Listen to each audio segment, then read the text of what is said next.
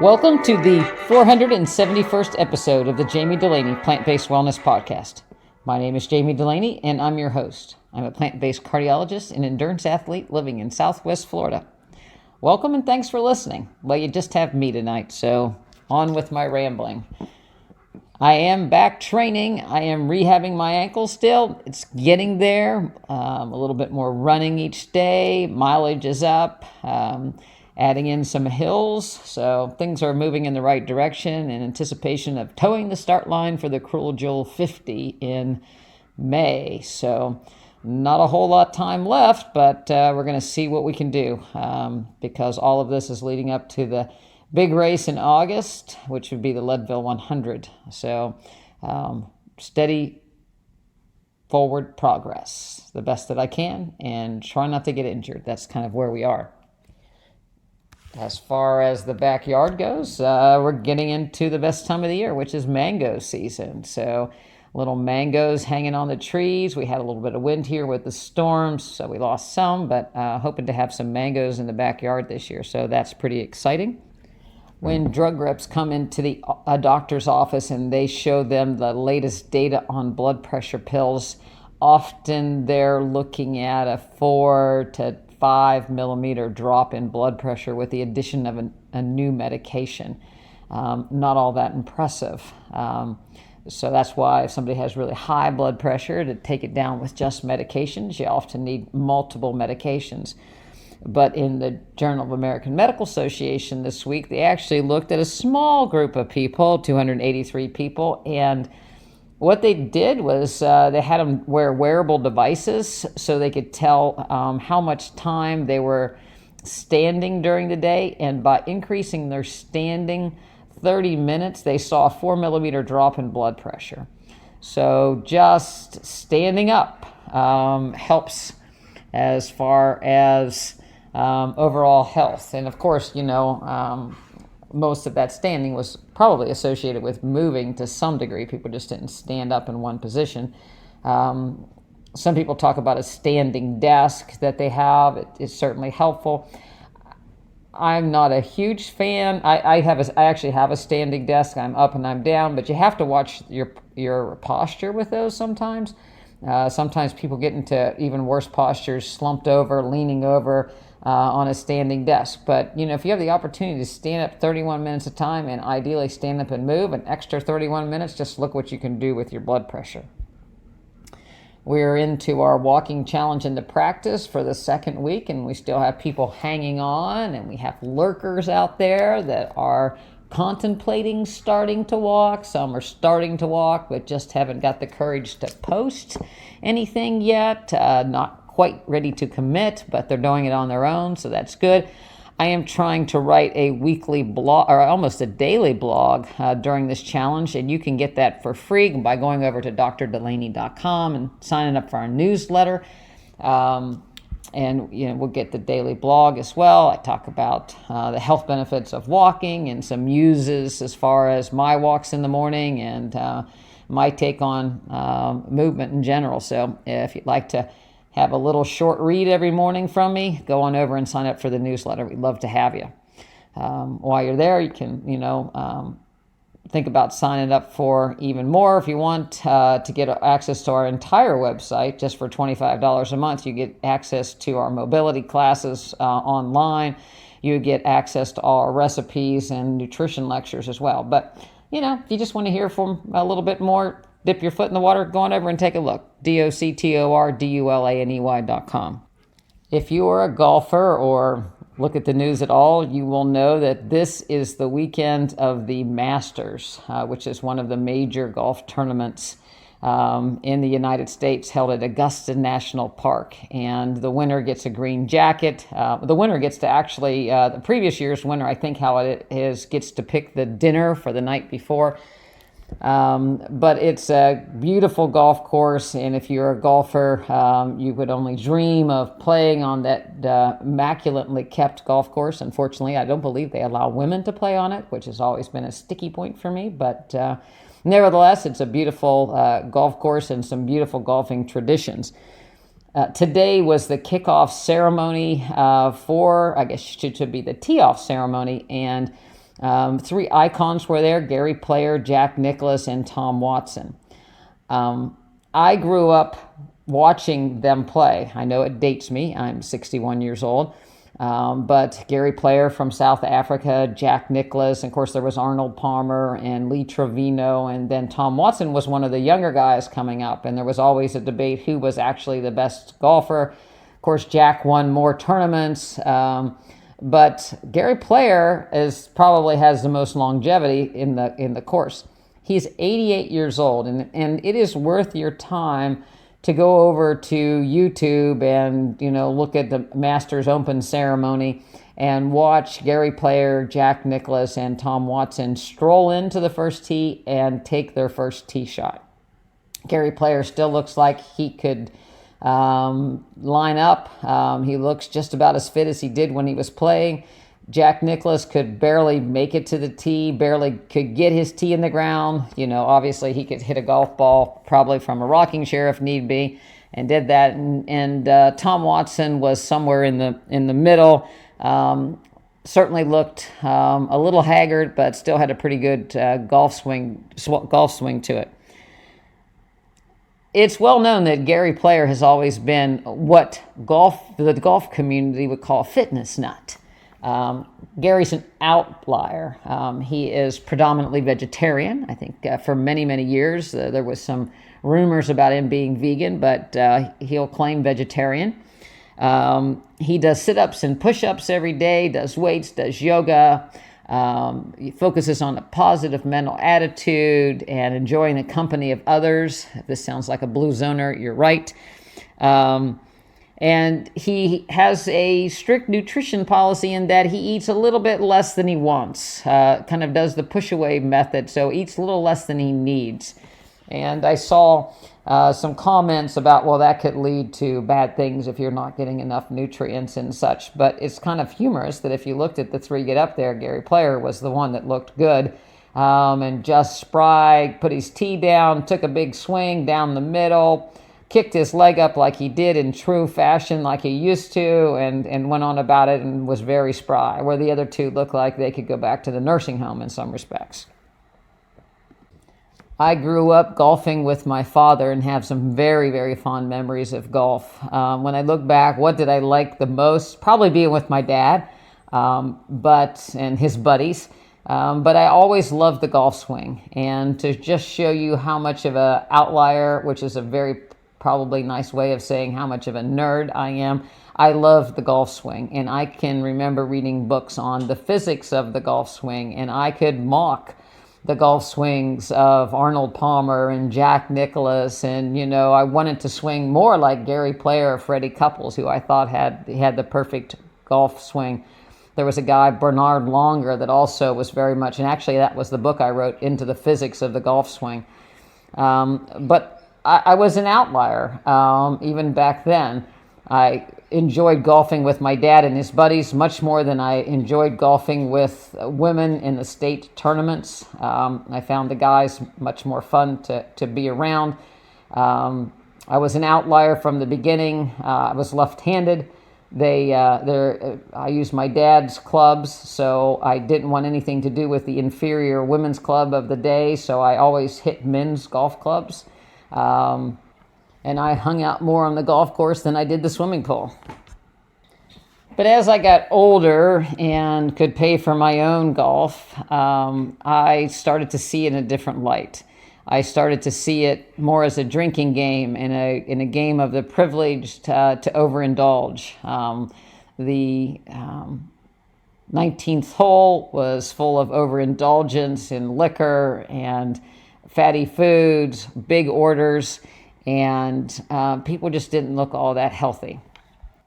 I grew up walking and carrying my clubs, and most golf courses nowadays are set up to make money and to get as many people around as quick as they can, so most people spend most of their time in a golf cart. And here in Florida, it's so bad that people almost drive up to on top of the ball and drive up to the tee. And again, the drink carts going around and people go in, and one of the most unhealthy places to eat would be the golf course.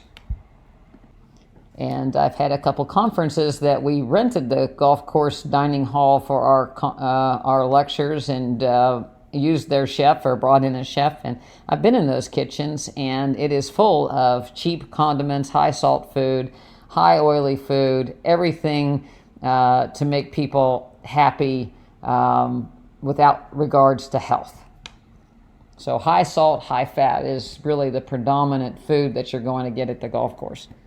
Now, why is that? You have a group of people that are of a higher socioeconomic scale to be able to afford golf fees, clubs, clothes, so to speak. Yet they are perfectly fine with the worst dietary choices and have changed the game so that it does not hardly resemble a sport for the majority of people. Why is that? Why would that class of people or that group of people be such? And I'm going to tell you, they're not outliers. They're very much not outliers. They're very much want to be with the good crowd. We're going to dress the same, eat the same, overindulge the same way, and nobody rocks the boat. They have earned the right to do it their way, and they're willing to pay for it. And you know what? A lot of people want to be in that club. So you have a lot of people going to golf for just those reasons, to be in the exclusive club, to wear those clothes, to have those golf clubs, and to eat what you want and overindulge. So how does Gary Player fit in? He's an outlier by definition. He's from South Africa. He loves the United States and is probably more patriotic than a lot of players in the current PGA. He was dedicated to fitness well before it became something that other people did. People of his era, Lee Trevino, Jack Nicklaus, and the like, even Arnold Palmer, were, good old boys that like to smoke a cigar and have a drink and eat, again, a high fatty diet.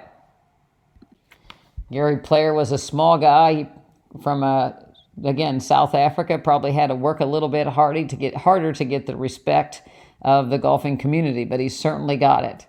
And he certainly loved people, and he shows that every time he was on the golf course, even today. He interacted and gave golf balls to people, so he was very much in tune and knew that being a golfer was somewhat like being an entertainer, so to speak, on the pro circuit, especially back in the day. Gary had the ability to fit into both camps. He loved the game of golf, and he was very comfortable in his own skin and doing what he knew suited him best to maintain his health and longevity in the game of golf. I think that some of today's golfer, we'll start with Tiger Woods, probably emulated Gary Player more so than other players. I think that being a student of the game, mindset is incredibly important in golf, probably more than physical ability, as people debate if you gave the guys today the balls and the clubs of yesteryear, their scores would probably be similar and their distances would probably be similar because it's such a game of the head. I think there are students of the game and students of the lifestyle that revolve around golf. I actually got to meet Gary Player and Jack Nicklaus when I was young. They did a clinic where I grew up and spent a day at an invitational, so to speak. And so this brought back fond memories of those players when they were, in the thick of things. And Gary Player seemed just today on that tee, just like he was in Morgantown, West Virginia, talking to the people, and just a common soul and the love of the game of the golf. So I would challenge some of you out there that are so-called golfers. Are you a lover of the game of golf, or are you a lover of the 19th hole and the country club style of overindulgence? I would hope that you'd maybe take a bit of a step back and reflect on what golf really was meant to be. The sport of the game to golf, the strategy, the mindset, troubleshooting, the skill and the physics of the golf swing. and perhaps the desire to be more healthy and maybe make some changes in your own country club and ask for some healthy plant-based options. Step out of the crowd a little bit, step away from mainstream and more into a little bit of an outlier role. It certainly has worked for Gary Player.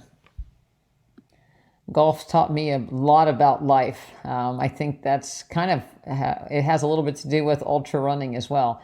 But as, again, growing up, being a young person, playing golf with my dad, playing golf in tournaments, and then playing golf with younger people and both men and women in tournaments as I got older, you could tell a lot about a person by how they conducted themselves on the golf course. There are people that, again, really follow the rules, and there are people that kind of skirt around the rules. The ball kickers, the don't putt it all the way in, the improve your lie, maybe not count all their strokes kind of people, and then the people that really enjoy the game and strategize how to get out of trouble and learn from their mistakes and really hunker down and play the golf game well. I was always impressed by my father. He was a mutter. The worse the weather, the better he played. If he got in behind a tree, it was never, oh no, other than a few cuss words in the beginning. But by the time he got to the ball, it was all about strategizing for the next shot and how he got to the next location and would par the hole. And he was steady as you go. And that's how he also conducted his life. Honest, an honest person that counted all his strokes, never improved his lie, and always took what the good and the bad. And that's a lot of what golf taught me. It taught me how to, see what people were all about and maybe read people a little bit better. It's something that I maybe look back on and see more than I did at the time. But even then, you could size people up pretty good on the golf course before the first tee and see what you were dealing with. And certainly by the end of 18 holes, you certainly knew what you were dealing with. And I can remember when I went to my first road race. It was a 5-mile race. It was the first running race that I ever went to, and I'm looking around at the people and I'm trying to size up the competition, and I didn't have a clue. And I saw these runners' legs and different kinds of running shoes, and I longed to be able to see people's golf bag and what kind of golf clubs and what was their swing and swagger all about, because I could read people a lot better on the golf course than I could in a running road race. But then I quickly found out that most of the people in the road race were just happy to be there. And it was a positive atmosphere with everybody cheering for everybody else. And yeah, there was competition in the front of the race, but for the most part, the rest of the pack was all about improving one's own ability to run and one's own health. The beauty about golf and running is the ability to be with other people outside and enjoy the camaraderie of other people. It's kind of funny. I took up running and gave up golf because golf took too long. It takes 3 or 4 hours to play a round of golf, but now running long on the weekend often takes much more than 3 or 4 hours. So, but when people have young kids and young families, it is very easy to get out and get a lot of exercise in 30 minutes to an hour. You certainly don't have to run marathons or ultra marathons.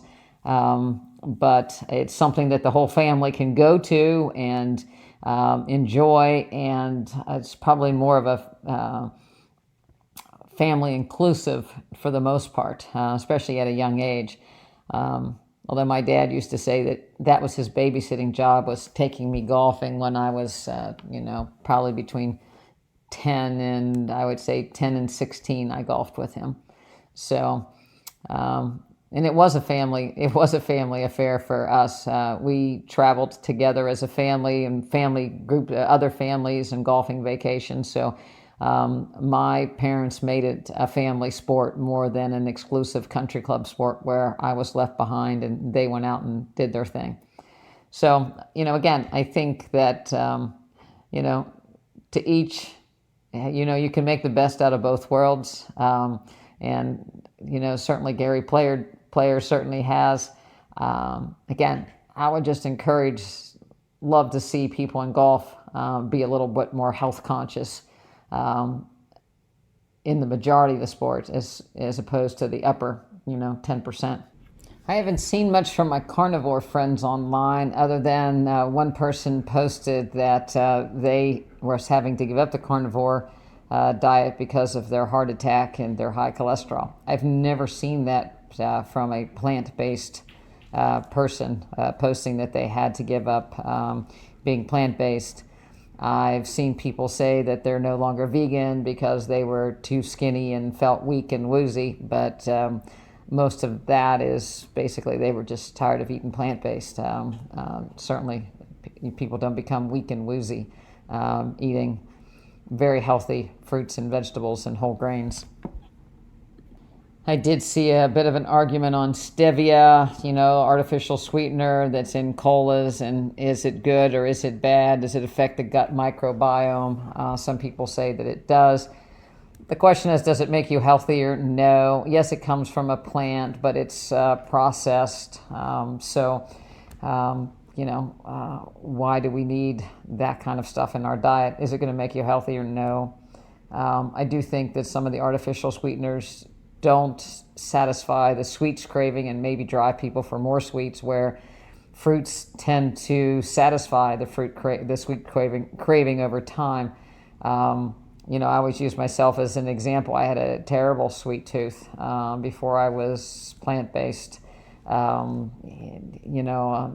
Fruit was just not even a consideration as a substitute for cakes or cookies or ice cream to me. It just didn't even, wasn't even worth the effort. I didn't even want fruit in the ice cream word, chocolate something, but not fruit ice cream. And certainly I wouldn't have lowered myself to sorbet or sherbet. But when I became plant-based, obviously I had to give up ice cream. And, I found fruit and gradually started substituting in more and more fruit for even vegan desserts. And, that took care of my fruit craving. So I eat fruit at breakfast. I eat a piece of fruit after lunch. I eat fruit after dinner. And it takes care of all those needs. And, I never thought I'd say it, but, the artificially sweetened or heavy sugar things are not, they don't even sound good to me anymore, which is really weird. We went to a birthday party, people that weren't plant-based, and they had, an ice cream cake and then a cake with a bunch of Cool Whip on the outside. And to me, it just looked like, greasy food that would probably cause heartburn and a lot of other GI irritations. And I wasn't tempted at all, even with the ice cream cake, because it just didn't look healthy. It just seemed like there would be a film in your throat if you ate it. So you can change over time, but you kind of have to make the decision that you're going to do that. Doug Lau in the Pleasure Trap book wrote an excellent piece. When you eat something really sugary like a candy bar, you get this big giant rise in dopamine. And when you eat an apple, it's a much lower rise in dopamine. So if you compare the two, there's not a comparison one day, to the next. But if you start eating the fruit, then your receptors are reset. So that level of dopamine becomes very satisfactory for you. And that's really how it works. So it's you can't really cross over on both sides of the aisle and ever make any inroads. You just have to decide that that's the way you're going to do it. And after a while, maybe you can go back and indulge once in a while, but for the most part, you have to be very mindful and set your limits, because I can tell you, when I do my ultra runs out there in the woods and I have an Oreo, the idea is like, I like Oreos now, so you have to do a cutoff. And back to reality and eating what's healthy as opposed to what's going to get you the next 5 miles down the road. Again, I'm looking forward to trying some of the Mama Says products. Put a link to her again, because I think that those are some good healthy alternatives that are sweet yet made of natural ingredients that I can go to a little bit more than the standard Oreos. And, the standard Oreos were basically because they were one of the only vegan things offered on an aid station table out in the middle of nowhere. I'm looking forward to the Cruel Jewel race because the event organizers are plant-based. So apparently there's going to be a lot of plant-based options out in the middle of nowhere. So it should be very exciting. Sugar, that word sugar seems to get mishandled a lot. People substitute sugar and fruit, thinking fruit goes to sugar, bread goes to sugar, potatoes go to sugar. They eventually make their way down to glucose, which is different from a different molecule than sugar.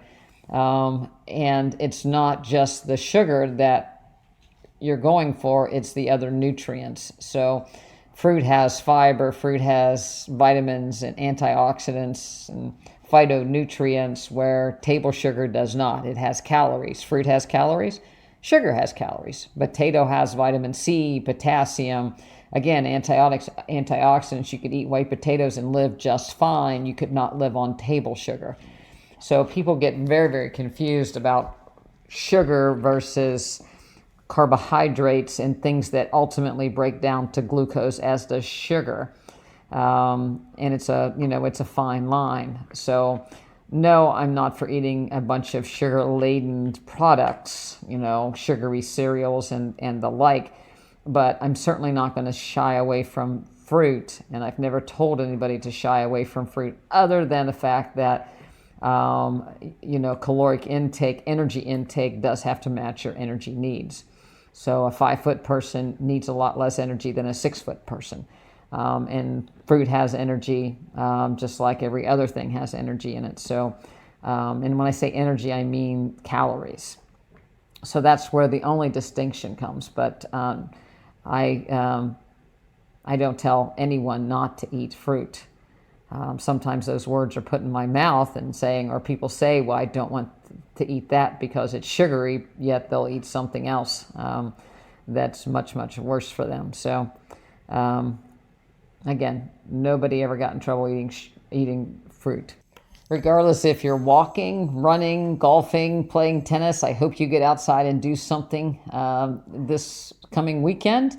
The more you can be outside, the better. Enjoy the sunshine and eat healthy while you're out doing that. But anytime you can get outside and move, it's also always better than being inside, especially after a long winter for some of you up north. So thanks for listening. Have a great weekend, and I'll speak to you next week.